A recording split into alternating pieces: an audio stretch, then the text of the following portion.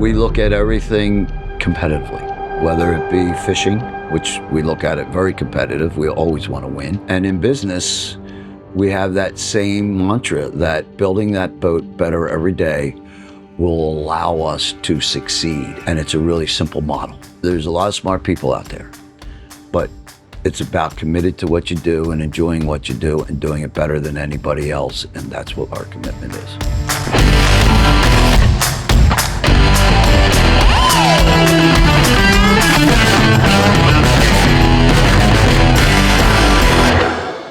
Welcome to the Viking Yacht Company. Today we're sitting on our 90-footer with Ryan Short, and every October they come and visit the Viking Yacht Company with a group of customers and see the boats that they have and build. And of course then we talk about what's going on. We have great lunches, great dinners, and the Fort Lauderdale Boat Show. Thanks for having us, Pat, and again, thanks for your hospitality, having the team here at Viking HQ. It's a must on our calendar each year to come and visit, and it's invaluable. We enjoy it when you all come, that's for sure. Yeah. What's incredible is just every year there's something new, from your R&D to robots to new models. We are committed to build the very best, and we will not come up short, so to speak, Shorty, in our quest to do that. And we just keep refining the building process. And that is what you saw today with your team, your customers, and what we do every day here. What's one recent production or development that you're proud of on the floor today? You know, somebody always says, which child are you the proudest of? And whichever one you're with, that's who you're most proud with. But all of our boats, you know, this 90 is just phenomenal. This is hull 17, and it's going to the Lauderdale Boat Show. We have 3 more on the line currently now that are all sold and with great activity on this boat. And the 82, which debuted a year ago, we're already out to 17, 18 hulls there sold and being on the production line. And the 74, which debuted at Fort Lauderdale, is out through 15 now. And the sport yacht, Valhalla 55 sport yacht that was introduced in June, that's sitting right behind us, and that's hull 4. Yeah. So all of these boats and all the improvements that we keep making in the manufacturing process as we go deeper into infusion. We're now infusing hulls at Valhalla on the smaller boat size, working our way up to the biggest boat size. And why we were so late in getting there on the Valhallas, we do the liners, we do the caps, we do a lot of we look at the cosmetic parts. Yeah. And cosmetic to us is when you look down the side of a Viking or the side of a Valhalla, that fairing and that panel of fiberglass is perfect. And infusion, it's a work in process infusion, and it's good, but the post finishing that you have afterwards is a lot of labor hours, and it's a lot of work to get it to where we want it, because the panel sizes are so big on our hulls on the Vikings. But we're introducing that now, and we're having success with getting our finish the way we would on a hand laminated boat. Hand laminated, you're putting a laminate on at a time. You're catalyzing the resin in a way that it won't over cure too fast or get too hot. That's what happens when you infuse. You are catalyzing it and you're pumping your resin through and you're pulling it through. And with a lot of that, you get distortion. And unfortunately, we won't accept that distortion. Our boats have to look perfect. It's just what the owners expect out of a Viking. It's what I expect out of a Viking and a Valhalla. So sometimes we'll work a little slower at it, and we'll work with the suppliers. So we've done a lot of work with our suppliers, the robots, Veeam, who's a great customer of ours with his company, and he was one of the partners at Mongoose, which is one of the original AI companies. Oh. And, you know, he went on his own, and he's just a young, bright guy, loves to fish and loves boats. Yeah. My God, he fits right in with me. Yeah, he would. And young, you know. And, you know, the biggest thing is his enthusiasm. And we had been working with a group on the robots, and we had a lot of success on doing things like this table, flat surfaces, but anything with shapes and crowns, very difficult. Yeah. And we really need it for everything. We need it for our fiberglass parts, we need it for our wood parts, we need it for our doors, our drawers, and for some of our bulkheads. Not everything is straight or flat. So it's things that we are working at that we're making progress on. And the biggest thing is to create a better workforce, boat builders that are not overstressed with doing the same job over and over again. Board sanding a side of a hull to get the distortion out is a very difficult job, especially in the summers here when it's 90 plus degrees for 45 days out of the summer. That's a tough job. So what we try to do is look at the toughest jobs, the highest turnover, and see how we can do a better job doing it, building a better boat. This year we've had a lot of success with propellers, a lot of success, Veeam. Yeah, WA. Yeah, good old Australian company that we brought here to North America. Brad was here, their managing partner and director, and last month my dad passed and he came for the funeral and the services for my dad, and then we had some great meetings while I was here, and what Veeam does is a tremendous job, and that's a 20 plus year relationship that we are with Veeam, and they're the best of the best in the propeller world. And so we working with all of our suppliers constantly to make a better product. That's all we do. Yeah, that being your mantra, it's pretty incredible for us to come and see that it's true and it's happening. You know, you're building a better boat every day. You're coming out with newer models. I mean, even on the floor, then to see 2 or 3 of the 55 Sports Yacht, a new model lined up on that line, right behind each other, and you know, the 50s that are coming out. I didn't even get a chance to get to the 50, but the 50 is doing a tremendous job. And what I think I'm most proud of that particular new model, it's 4 models, 1 hull. So you have the convertible Sportfish, then we'll have the Billfish, which it will be a great boat for Australia. It's a great boat. It'll have better accommodations in it. It'll have accommodations more like a convertible, but have a cockpit of a Billfish. Yeah, we just saw it there on the floor. That cockpit size was unbelievable. That is a great boat for Australia. It's made for a mothership. It's made, and there's plenty of room on it to, you know, do that overnighter when you're someplace and you don't have a mothership. You can get 2 or 3 nights out of it, no problem. Yeah. You can make it all work, and then it'll be lethal as a fishing machine. And I mean, it will be lethal with that cockpit, the fly bridge to have 22-inch screens up on the fly bridge, 2 22-inch screens, a 12-inch screen in the overhead, and a 12-inch screen in the overhead box for all your teaser reels and everything. 22-inch screen on a sonar is killer. Yeah. You know, you'll be able to see everything coming at you and be able to react to it and do a great job. So that's the Billfish, and then we have a Sport Coupe, and then we'll have an open version. So we'll have Sport Coupe, so a cruiser can buy that. It'll be all enclosed wheelhouse, and that's for Great Lakes. We had a customer here today that's buying hull number 164 Sport Coupe. Yeah, wow. And so we're doing that in a Sport Coupe, and my idea of building boats is, you know, we have 980,000 square feet of manufacturing facility here, and it's not enough to build 65 boats a year. You know, but the dollars and cents are big on them. Our average selling price on a boat today is just under $6 million. So, you know, we're selling $14, $15 million 90s and $12 million 82s and so on. And the key is to be able to spread all the boats over the facility, but where do you store them all? How do you house all those molds? You know, each boat is 400 molds. And so the biggest thing is use the same hull and move it into multiple models. Yeah, that's smart. Yeah, I think what resonates with people in Australia, and obviously your whole story, is that generational involvement and ownership in the business and Bill's legacy. And, you know, absolutely. The greatest thing is, you know, my dad built the marina right next door in 1958. And that was just a hole that they dredged into to pump sand on the parkway. That's the Garden State Parkway. It made the second major highway. You have 95, 295, and the Garden State Parkway. They're your 3 highways that run through New Jersey.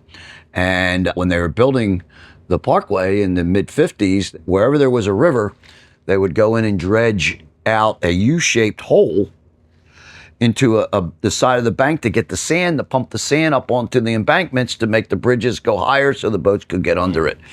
And that's he went in and did bulkheaded that and built that whole marina and got into boat sales. And he was a structural engineer. My grandfather was in the structural steel business. And my grandfather went through the Depression and didn't want to borrow any money to get the company to the next level. They said dinners at the Healey house back then were quite entertaining. And they still are, believe it or not. But what it allowed him to do is get into the boat business. And they started selling Boston whalers and an old wooden boat company called Whaler, or Owens here. So they went and did that, and that mushroomed into, and they were selling a boat called Peterson Viking. And then the rest is history. They ended up with the company. The company was failing, and they bought it for a song and a dance. And that was 61 years ago on April 1st, 1964. And then I've been now the last 40 years to be involved in the company. And of course, did a lot of cruising boats. We reverted into the fishing boats that we are today. And now we're the #1 sport fishing brand in the world. And between this and Valhalla gives us a great footprint wherever we need to be in the world. It's pretty incredible what you've done with the brand and left all of the others behind. You really had your foot on the gas pedal these last decade or more, and we look at everything competitively, whether it be fishing, which we look at it very competitive. We always want to win. And in business, we have that same mantra that, we building that boat better every day will allow us to succeed and to re-engineer, redesign. You never lose focus on building a better boat. Everything that we do is, whether it's in design, whether it's in service, taking care of the customer, having the parts, having a warehouse big enough here and in Florida to send parts out, to have teams to go to boats. Boats break. I mean, let's face it, people run aground, engines have issues, generators have issues, air conditioners have issues. We're here to fix them. Yep. Besides build them. And that makes, nothing's a problem until it can't get fixed. Our mission is to make this enjoyable for our owners wherever they are in the world. Yeah, and that's great. And I think that's what's so important when we got the message we work hard on trying to get across down under in Australia is, it's our mission to make boating enjoyable and easy for our customers. And to do that, you got to represent the world's best product. But I think the product's one thing. I think it's the service and the after-sales support of a company like Viking compared to your American customs and stuff like that. I think that's so important for people to consider when they're buying a boat, and I think that's something you guys have done very well and do very well and align with us. Obviously, Bill's legacy is a very important one, and what is one lesson that he's taught you that you'd put into play this year? Well, not only do I put it into play this year, but I put it into play every day that I come to work. And my father's big thing was, you didn't work for Bill Healey, you worked with Bill Healey. And that being our boat builders, and whether it be our dealers, it didn't matter if it was the person sweeping the floor or the designer that was designing the boat or the salesman that's selling the boat. We all worked together as a team. And I believe in that so strongly, that this company is for not just the Healey family, but for our boat building family, that we provide the medical for our boat builders' families. We have educational through scholarships to educate and take their family members to the next level in school. We do all of that because your most important asset is your boat builders. Your next asset, of course, is your dealers and your vendors, your suppliers. And what we do is we work with all of our suppliers at a high level to make sure that their components are at the highest level to be able to go into our boats.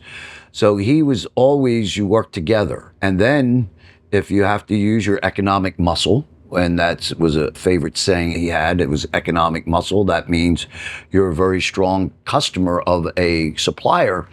And at some points, we might have to use our economic muscle to get what we need from them, get some relief on some issues they're having or whatever it is. And being here every day and doing what we do every day is very, very important. And then, of course, Caitlin, my daughter, and my two sons, Sean and Justin, all three of them play a very vital role today in the company. And as they go through their lineage of ascending into where they go next in the company, and it's taking care of the people that get you where you're going to go.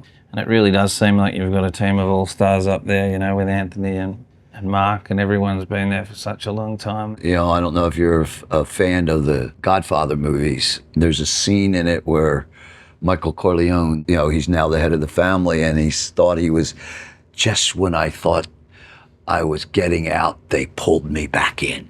and that's what we are here at the Viking Yacht Company. Once somebody comes here, they're here for life, because it's a great company. Listen, we build things that people don't have to have. That's a boat.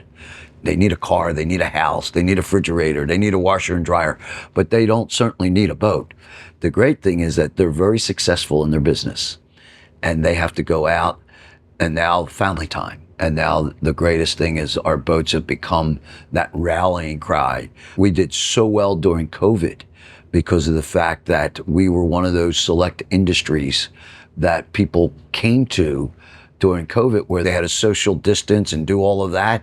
And this was there for them, this boat, this Viking or this Valhalla was there for them to get out on with their family and stay away from everybody, but still have a great time. Yeah. So that's what we do. I love it. All my memories from growing up are on the water, and I think that's what having a good product and being with a good brand makes your boating so much more enjoyable, and that's where memories are made. I mean, I know for me it's good for my mental health alone, going out fishing. I love it, and I love the fact that you guys have that demo boat program, not only to improve your product, but to show people that, yeah, your memories are made, and it's good for everyone. You got to be able to talk the talk. Yeah. I can sit down with anybody in the world and talk the talk about how Billfish are caught, how a boat can make a difference, how we fight them, how we do this, how we work our teasers, why our rod holders are in the same place, why our outriggers are why the towers are built whichever way. I mean, we do it because we have the experience of been doing it for 40 plus years now, myself and my team, and blended in with my father and his team over all those years. Yeah, you can't put a value on sea time, that's for sure. No, you can't. If you had a vision or a headline for Viking for the next 10 years and where you want to be in 10 years' time, what would it be? Well, I love the headlines we get now because a lot of them are Vikings done it again. Another successful model. Oh, wow, look what they've done. 4 models in one hull. We will keep rewriting the standards of building boats. We will keep designing like no other company has. And the biggest compliment is when people try to emulate what you have already done. But by the time they get to try to copy us, we're already on to the next one or the next one, the next idea, the next different boat, and we don't allow them to catch up. My uncle had a saying that we're at the top of the mountain and we like the view. Well, we are definitely at the top of the mountain. And I love the view for 360 degrees all the way around. And we will stay at the top of that mountain. And there is no doubt that the design team, on our full team, design, production, engineering, R&D, sales, all of that are set up with the managers that they have now. Will be here in 10 years. And I do believe the world economy, after all this craziness of the last few years, is going to get straightened out. And when it does get straightened out, I think that we're going to have the best economy that we have seen since the 80s when Ronald Reagan was our president here in the United States. And I think that all the things and all the tariffs and all the things that are being put in place now will level the playing field as we go forward, and they'll all get absorbed into just a regular economy at some point in the future. And I think that the training that's going on with the younger group, and I think they're much more conservative than my generation and a few generations after me. I think there's a lot different approach coming, and I look forward to water sports, and the use of boats have never been at a higher level globally than they are today. And the headline will be Vikings at the top, still at the top. How do they do it? And will be, viewed by many different studies of a successful family-owned company that does things right. And it's a really simple model. There's a lot of smart people out there, but it's about committed to what you do and enjoying what you do and doing it better than anybody else. And that's what our commitment is. Well, that's the one thing is we're trying to get across to Australia is encourage people to get out here. And we're working really hard at trying to get them here for more Fort Lauderdale boat shows or Viking VIPs, qualified people, because when they get here and see it, it's hard to buy a boat off a brochure. I mean, it's got the reputation that people do and can buy boats off brochures, but actually being here and experiencing it, like Jason going through today and seeing all the different stages of boats and talking to Anthony about, the spiral staircase, for example, and just thinking about things that they wouldn't think of looking at a brochure and seeing it in the flesh has been so powerful whenever we bring anyone here, any of our customers. We always encourage it. We encourage it through the build cycle. We encourage it in the beginning because we know that once they come and they see the commitment and they see the facility and they've seen the boat builders and they see how we do it, it's a pretty easy decision for them to make. That yes, we're asking them to spend a lot of their money, but what they see is the return on that value. And that's what our obligation is. They get to use that boat for 4 or 5 years and then sell it to get another one, or trade it in and get another one, and that they get a good return. And that's what our commitment is. And that's when you see this footprint here, that's what it's all about. Yeah. That's what it's all about. Yeah, that's exactly the messaging I think we're trying to get across, because the amount of confidence they now have in meeting you and meeting the team and then seeing it all and how supported they feel is so critical for us. It's a shame we're 28 hours or something away, but we're trying to change that mentality. Yes. You've got to get over here, Absolutely. No, God bless you all. I don't mind going flying north and south, but god darn, that east and west stuff gets whoops my butt. So with customers that have owned other brands that you've known or been in other products, what have you noticed has been a difference for them to be part of the Viking family? I think a lot of them come in with, like everybody, they're very busy today. A lot of them do a lot of their research, and of course, if they're here in the Northeast or they're down in Florida or in Costa Rica where all of our demo boats are, they get to meet you beforehand and they learn about how competitive you are at everything you do, and they like that about you. And then they see how we service our boats at the tournaments. I think a lot of them that don't have that ability to really get to know you prior to their decision, but they kind of know. It's the ones that buy an inventory boat from an HMY or another dealer that has a boat in inventory, and they just come in and they like it, and then they go to, we sponsored 3 or 4 different tournaments around the country that we do just Viking only, and we all show up there and we're there for 4 or 5 days, and we do dinners and lunches and all kinds of things, and it's all about camaraderie and everybody getting to know each other, sitting on the dock box, drinking a beer and telling about how your day was fishing during the tournament. And we go around and I give them my card, I give them my phone number.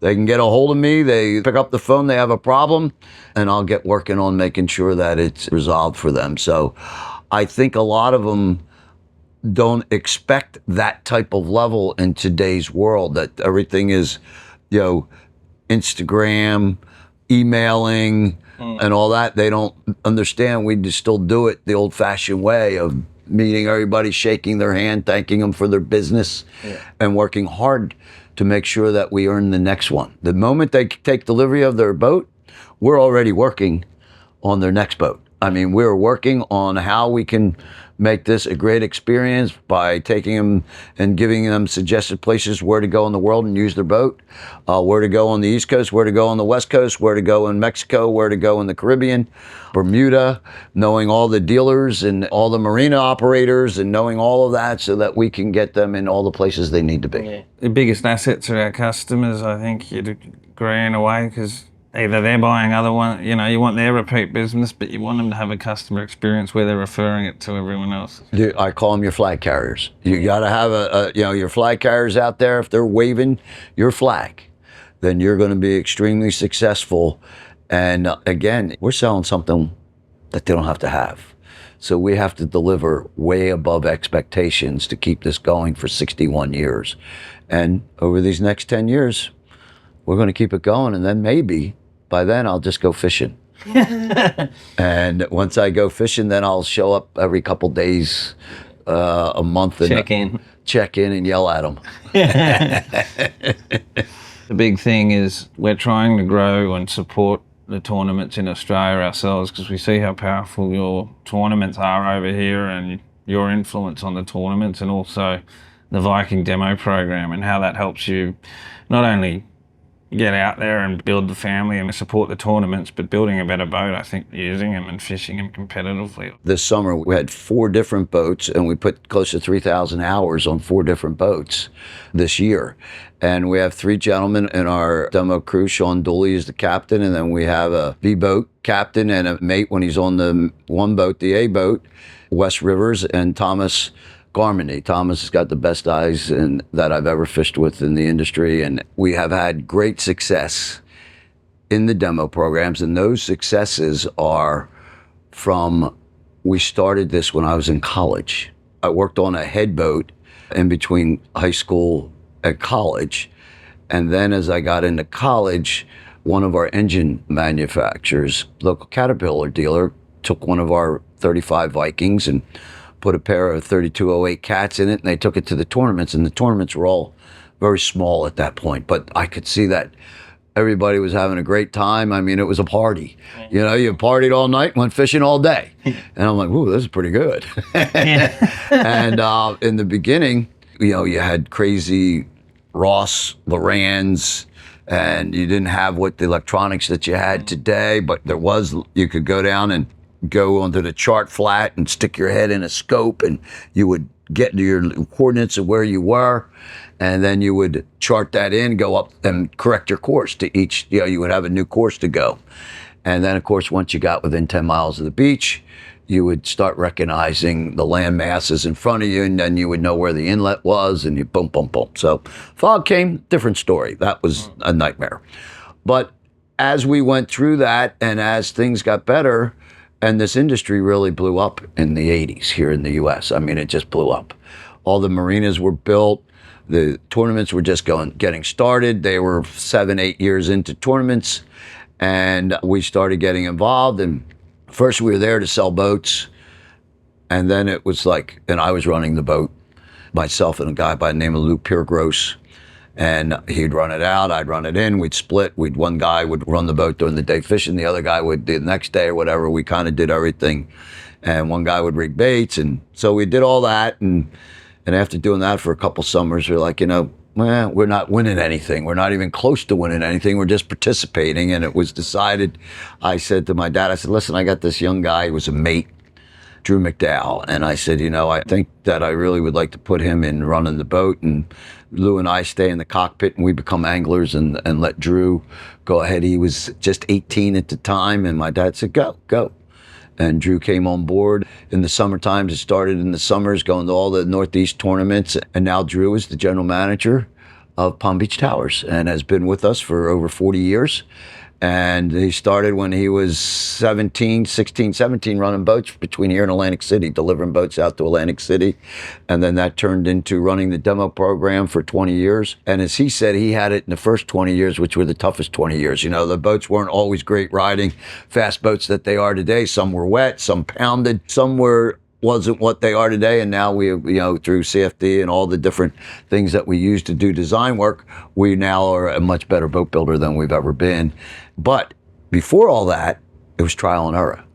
And that is what the demo program gave us. Okay, but we're running too flat. We got to move our CGs too far forward. We got to move our CG aft. You know, our rudders, we're getting a little bit of vibration out of our rudders. Okay, let's get some toe in them. Let's do this, let's do that, let's feather them. So all those things were done as we were out there running 300, 400, 500 hours a year in the summertime, just in the summertime. In 3-month program, we were 300 to 500 hours, depending on how hard we fished and how many places we went. You know, the old joke was that thing never cooled down. The engines were always warm because we never let it catch up. So, and now here we are, 40 plus years of doing it, and the leading program that's ever done it in the industry, and won everything there is to be won in the fishing world here in North America. There's very few things that we haven't achieved in the sport fishing world, and it's that discipline of doing it and setting the pace so others can see you, how serious you take it, and it really helps. And everything you learn truly makes a better boat every day. We learn everything about everything. And you can never not go out in one day and not find something you could do a little bit better. Yeah.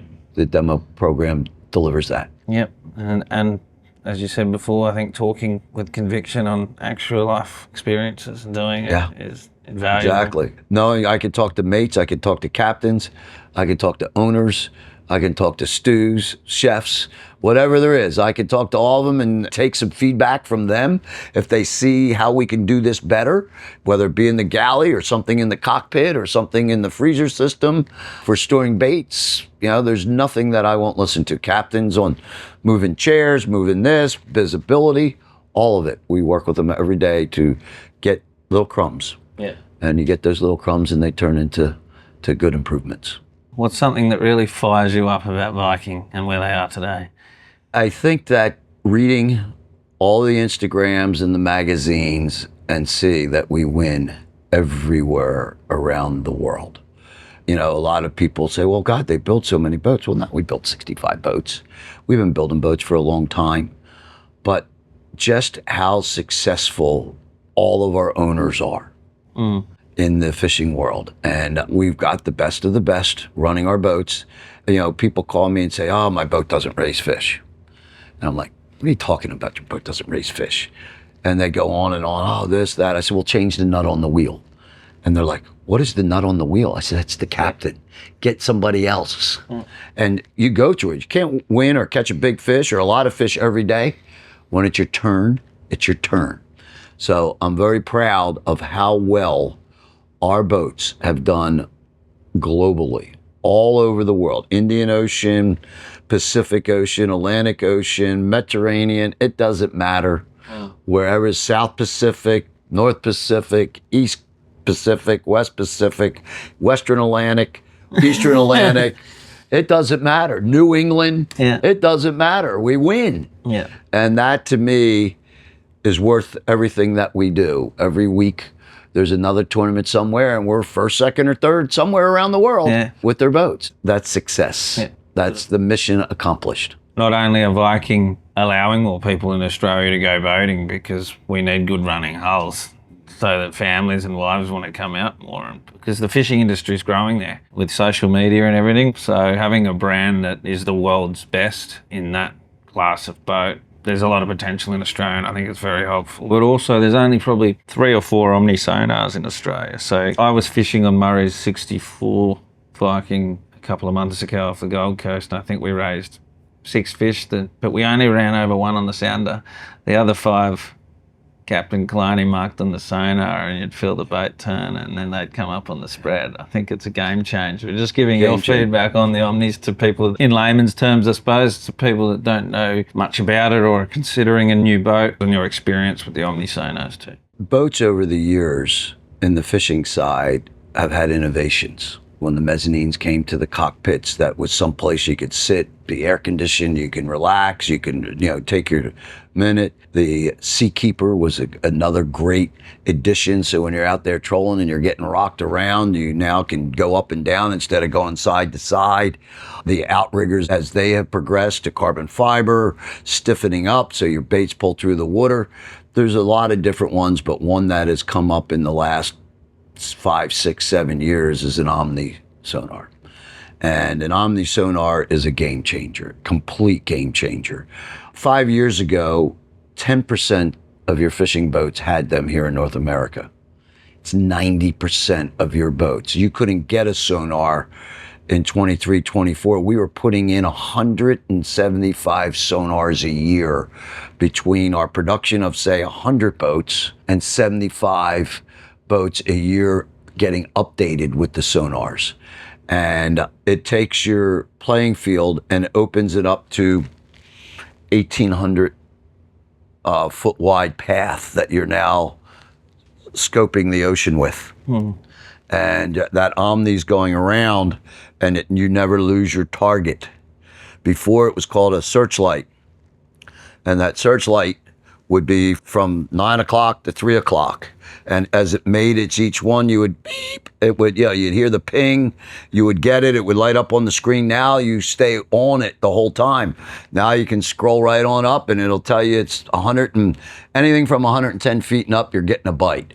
You could tell whether it's on the right side of the boat, the left side of the boat. You could tell if it's under the rigger If it just turned into your spread, you could tell whether it's going to bite on the teaser or if it's on the dredge. If it's not there, then it's like, okay, get ready, guy on the long rigger, get ready on the long rigger. Jig, just jig, get it excited, drop it back. And sure enough, when it's really lethal is when you go from the sonar and then you get it on the up and down machine. And then once you got it on the up in a normal fish finder, and then it's like, holy, there he is. I mean, it's like the captain's getting it out his mouth and boom. Yeah, he's on the teaser. And what's so great is we all get a little daydreamy out there and every bite matters. And if you're a split second late, that's the difference of coming back with a Sancocha, just a head, or a hook in the corner of the mouth on one of these circle hooks and a release or a captured fish. So it makes a huge difference now that the North America market has caught up with them. I mean, they've been around, the Searchlight has been around for 25 years, commercial fisheries. And let me tell you, you need to be Einstein to run the commercial ones. And then Furuno came out with a Searchlight version that was easy to use. Cytex came out with one. And they went on for about 15 years, but because they were a little harder to use and all that, and then the Omni came out 4 or 5 years ago. And once the Omni came out, and now it's everybody has them. So you see all these captains crowded around the boats up on the bridge at night. And before they were talking on where to go. Now they're talking about what's your settings, how did you do? And they can go back and they can look and they can do things. So the sonar is a complete game changer, and especially blue marlin fishing. They don't miss seeing a blue marlin. I mean, God, they don't miss seeing a blue marlin. Awesome. You know, we're from a service background and a generational background as well, and have had a passion for it our whole life. So I think there was always a good fit there. But I think the conditions in Australia too that we get are rough. It's like what you get up sort of the northeast here. I think there's a lot more potential for them as things in the world goes back to normal to have more there. And I don't think there's a more perfect suited sports fisher for our conditions. And what's your view on short marine and being a partner with you guys and representing Viking Yachts in Australia?